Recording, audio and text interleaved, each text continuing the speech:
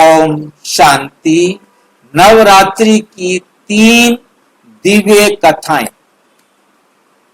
नवरात्रि की 3 दिव्य कथाएं आदि शक्ति का वास्तविक रहस्य।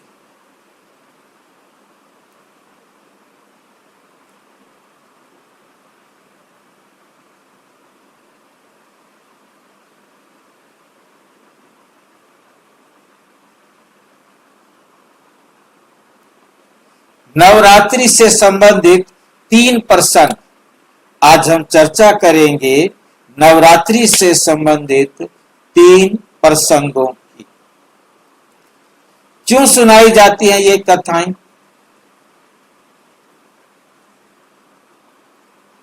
नवरात्रि का पर्व केवल भक्ति नहीं, बल्कि उस महान कार्य की स्मृति है जो संगम युग में आत्माएं ईश्वर की मदद से करती हैं।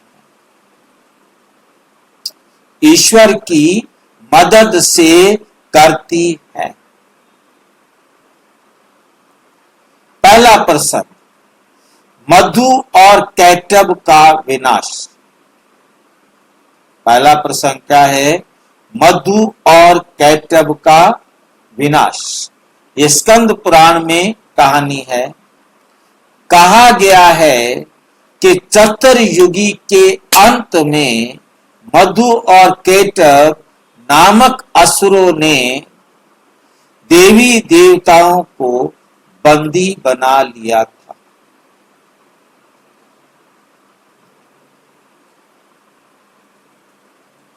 चतुर्युगी समझ में आई है? चतुर्युगी के अंत समझ में आई है कि नहीं आई?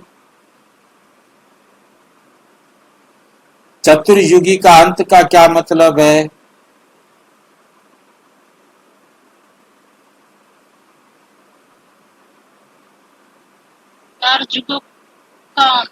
चार युगों का अंत। अब मैं इस कहानी को आपको ध्यान से समझना। ये कहानी आप जब सुनाएंगे तो सारी बात समझा सके। स्कंद पुराण के अनुसार नारायण मोह निद्रा में सोए हुए थे। नारायण मोह निद्रा में सोए हुए थे। उनके कान की मैल से 2 राक्षस पैदा हुए। नारायण भी मोह निद्रा में सोए हुए थे, तो उनके कान की मैल से 2 राक्षस पैदा हो गए। तो कौन पैदा हुए 2 राक्षस? मधु और कैटभ।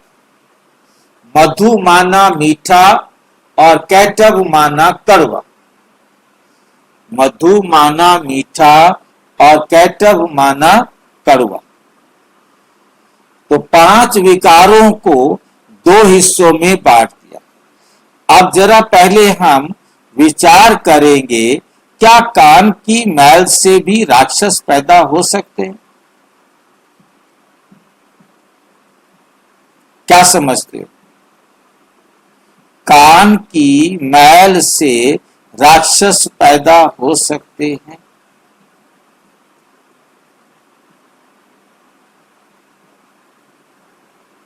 नहीं हो सकते भाई जी। परंतु आपका बाबा पैदा कर देता है। ठीक है कि नहीं? भक्ति मार्ग में ये कहानी लिखी गई, परंतु अर्थ तो बाबा ही समझाता है। हमारे एंट्री गेट 2 हैं, एक कान और एक आंख, जहां से कुछ भी हमारे अंदर जाता है। ठीक है कि नहीं? तो हमारे कान की मैल से, अर्थात कानों से गंदी बातें सुनी, वो हमारे जीवन में चली गई।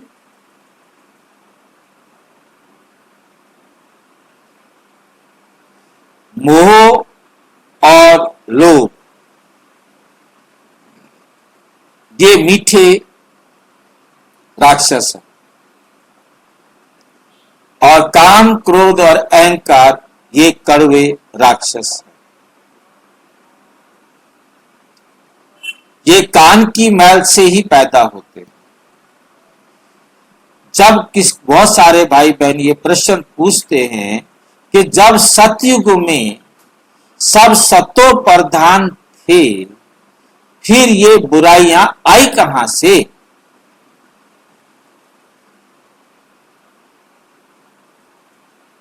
ये आई कान की मैल से।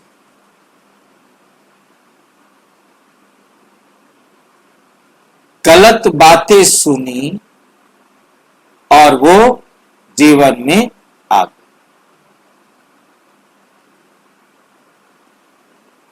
फिर स्कंद पुराण के अंदर बड़ा वंडरफुल बात लिखी है। ये हम सृष्टि चक्र के 5000 साल के लिए प्रयोग करता रहा हूं मैं, कि स्कंद पुराण में लिखा है, नारायण मोह निद्रा में सोए हुए थे, उनके कान की मैल से 2 राक्षस पैदा हो गए और नारायण 5000 साल तक लड़ते रहे। ये चतुर्युगी का मतलब आया था ना अभी। चतुर्युगी तक नारायण अकेले उन दोनों विकारों से लड़ते रहे। जब इन पर विजय नहीं प्राप्त कर सके तो नारायण ने ब्रह्मा और शंकर जी को इनवाइट किया कि भाई अब तुम आओ, मैं तो इससे लड़ते लड़ते थक गया और लड़ना मेरे बस की बात नहीं।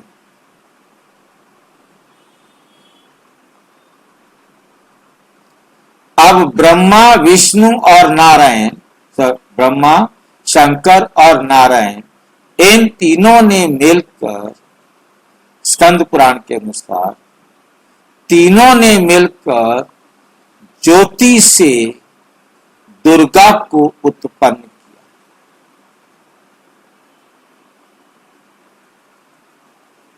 समझ में आई ये बात?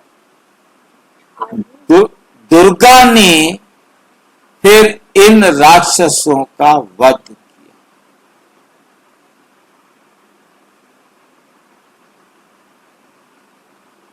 ठीक है,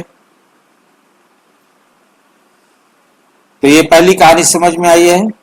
उसने नारायण को जगाया और उन्होंने असुरों का नाश कर देवताओं को मुक्त कराया। किसने जगाया? दुर्गा ने। विजयदशमी मनाते हैं ना, दुर्गा आकर उन राक्षसों पर विजय प्राप्त करती है और आसुरी दुनिया पर देवी राज्य की स्थापना करती है।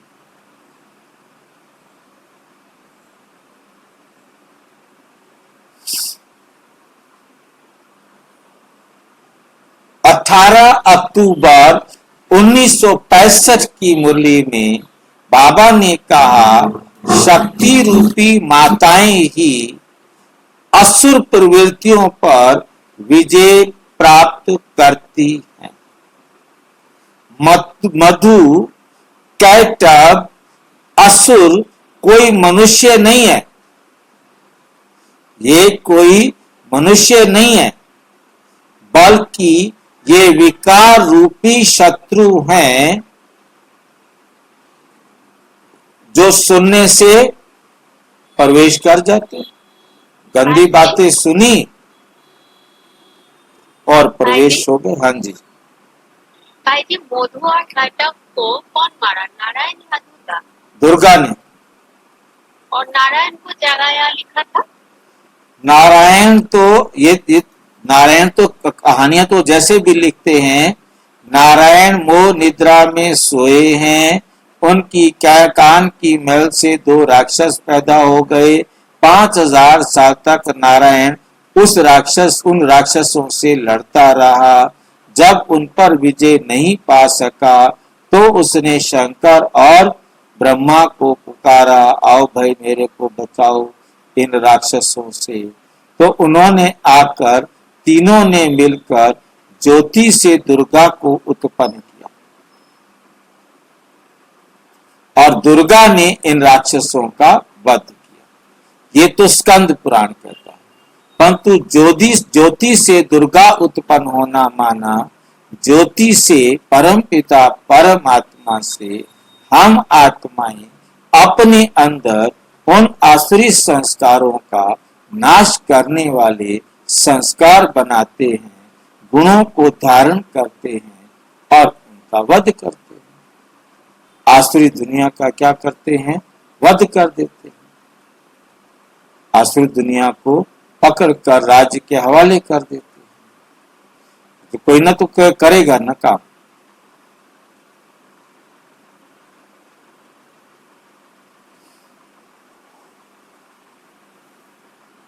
समझ में आया? हाँ भाई। 5000 साल बाद बाबा आकर इस कार्य को कराते। उन्होंने तो अपनी कहानी लिख दी है। मतलब भाई जी 5000 साल का उल्लेख था हमारा शास्त्रों में। हाँ, ये स्कंद पुराण में पूरे 5000 साल लिखा हुआ है। ये तो शॉर्ट में आपको दिया ना, यहाँ चतुर्युगी 5000 साल ये सारा लिखा हुआ है सब है। हाँ। स्कंद पुराण के अंदर। बताना हो किसी को तो स्कंद पुराण। जैसे कोई गुरु अपने विद्यार्थियों को जगाकर परीक्षा में उत्तीर्ण कराता है, वैसे ही ईश्वर आत्माओं को जागृत कर विकारों रूपी असुरों को हराने की शक्ति देते हैं। उन्होंने यहाँ दुर्गा को दिखा दिया है। दूसरा प्रसंग, एक प्रसंग हो गया, अब तीसरा, दो हो गए, ये तीसरा प्रसंग है महिषासुर का वध। महिषासुर ने देवताओं को पराजित कर दिया था। ये भैंसे की जैसा, महिषा बोलते भैंसे को, भैंसे जैसा ये असुर था, देवताओं को पराजित कर दिया था। त्रिदेव की शक्ति से एक कन्या रूप में आदि शक्ति प्रकट हुई। त्रिदेव का मतलब समझते हैं? ब्रह्मा, विष्णु और शंकर। इन तीन देवताओं ने ज्योति से दुर्गा को या कन्या को उत्पन्न किया, जिसने असुरों का नाश किया। ये तो कहानी है। अब असुर कौन है हमें समझ में आ गया, हमारे अंदर जो विकार। और त्रिदेव की शक्ति से एक कन्या रूप में आदि शक्ति प्रकट हुई।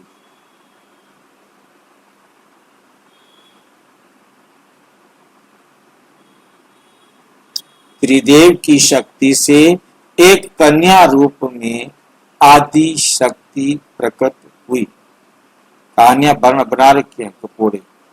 अष्टभुजा, त्रिनेत्री, वे अस्त्र शस्त्रों से सुसज्जित थी।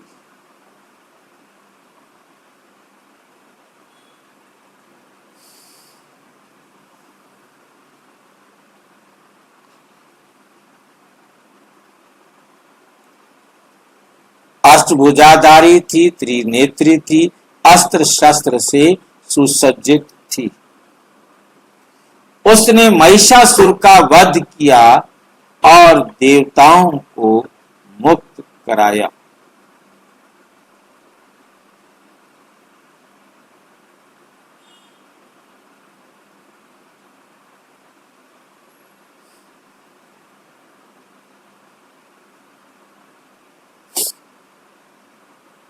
महिषासुर का वध किया और देवताओं को मुक्त कराया।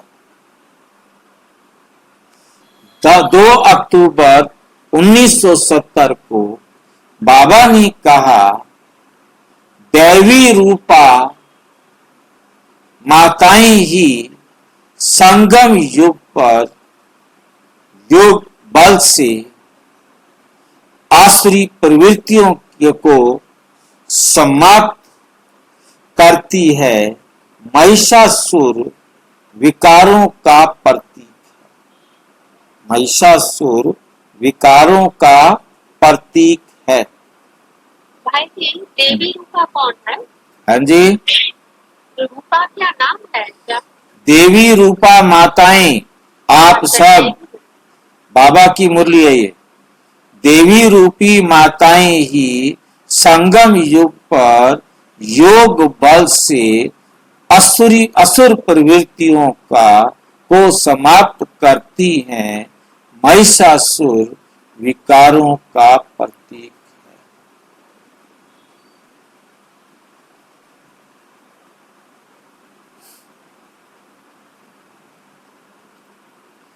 उदाहरण, जैसे अंधकार को दूर करने के लिए दीपक जलाया जाता है, वैसे ही ज्ञान और योग का दीपक विकारों के अंधकार को समाप्त करता है।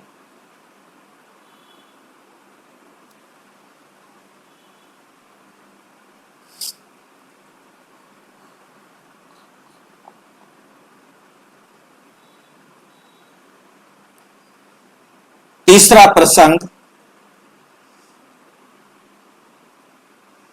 शुंभ, निशुंभ और रक्त बीज की वध कथा।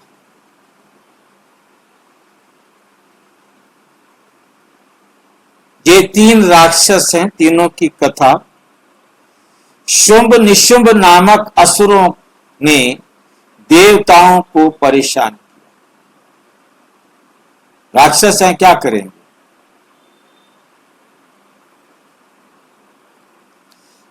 रक्त बीज का की विशेषता थी कि उसके रक्त का एक भी बूंद जैसे गिरता था जमीन पर, नया रक्त बीज पैदा हो जाता।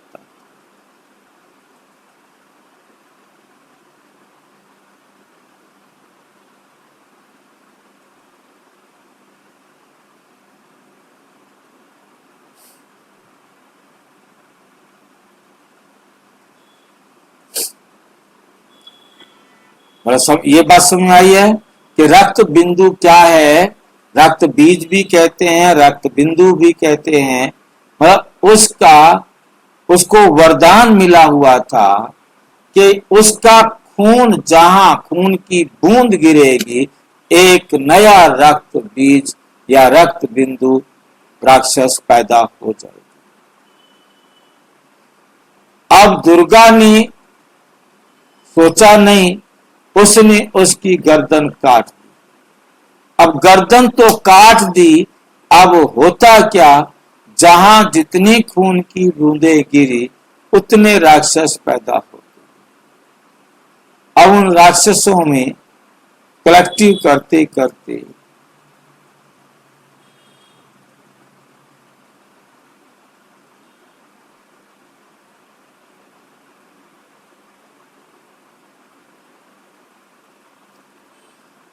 तो अब उससे बचे, उसको मारने के लिए क्या करें? जितना उसका खून गिरता जा रहा है, उतने रक्त बीज पैदा होते जा रहे।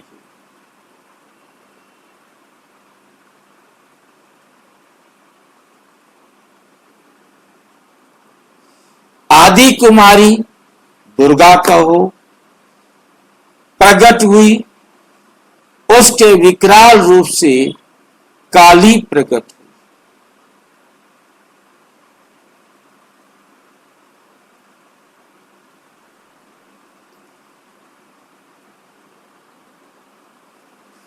कालिका ने चंड मुंड धूम्रलोचन रक्त बीज शुंभ निशुंभ सबका नाश कर।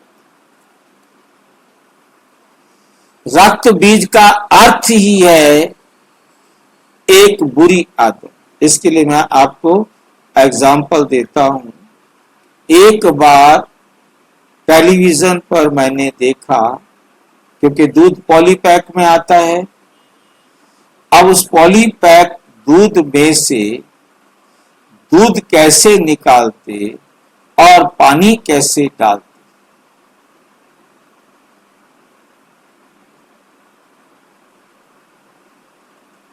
दूध की थैली का जहां पर जोड़ लगता है वहां से थोड़ा सा वो काटते, लंबा एक जो जुड़ा हुआ हिस्सा है उसको काटते,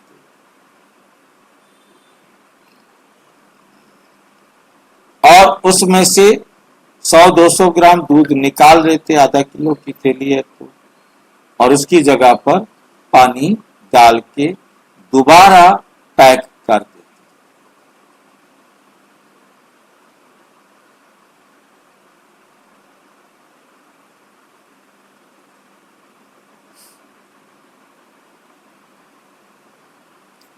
रक्त बीज का अर्थ है एक बुरी आदत समाप्त हो तो दूसरी जन्म ले ले। योग बल से ही इन्हें समाप्त किया जा सकता है। परंतु दुर्गा ने क्या किया, मतलब उसने अपने हाथ में खून का कटोरे का कटोरा ले लिया, और जैसे ही वो सिर काटती और उसको सारे खून को उस कटोरे में लेकर खुद पी जाए।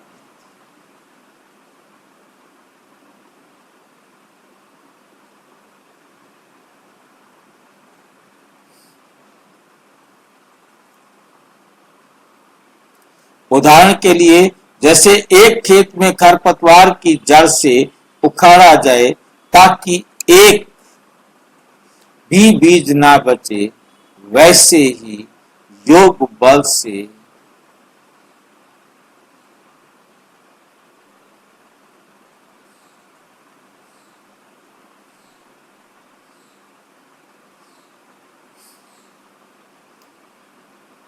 योग बल से ही संस्कारों की जड़ को समाप्त करना आवश्यक है। निष्कर्ष आता है, नवरात्रि का संदेश मधु, कैटभ, महिषासुर, रक्त बिंदु, शुंभ निशुंभ, ये सारे राक्षस हैं, आदि विकारों का प्रतीक।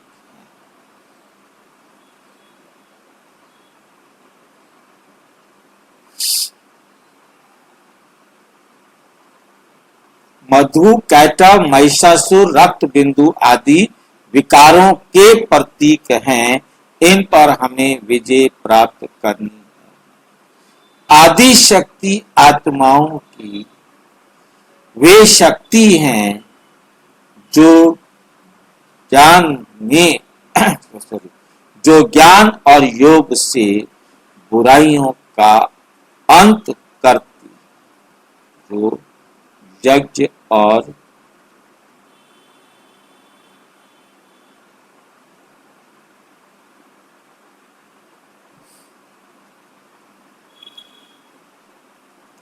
जो ज्ञान और योग से बुराइयों का अंत करती है। आदि शक्ति आत्माओं की वह शक्ति है जो ज्ञान और योग से बुराइयों का अंत करती है। नवरात्रि आत्मिक जागृति और पवित्रता का की स्मृति का पर्व है। अच्छा, ओम शांति। और विस्तार से जानने के लिए प्रजापिता ब्रह्मा कुमारी ईश्वरीय विश्वविद्यालय के किसी भी सेवा केंद्र पर संपर्क करें, और यदि कोई प्रश्न है तो 9213106986 केवल टेलीग्राम करें 9650692270 पर केवल व्हाट्सएप करें। ओम